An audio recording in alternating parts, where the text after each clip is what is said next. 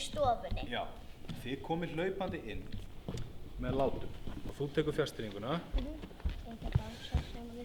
Þú tekur fjárstýringuna, Ægir Ísak og kveikir á sjónvarpinu. Íti bara einu sinni á einhvern takka bara. Þú veist, það kviknar ekkert á því í alvörunni, þannig að þú ert ekkert að pæla því. Annarkvort ykkar spyr bara hvernig var dagurinn og hitt segir góður, mjög rólegur. Ok. Eru þið með einhverja pælingar? Viltu að við sitjum hérna eða hinum meginn sófanum eða?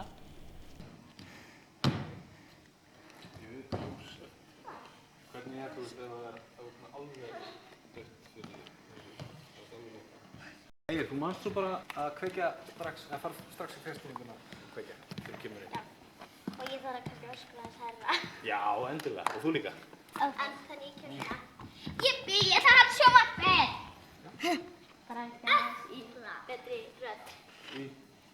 Ok. Og Ægir, þú segir þetta. Þið með bara að syngja Já, má ég kveikja? Rúla.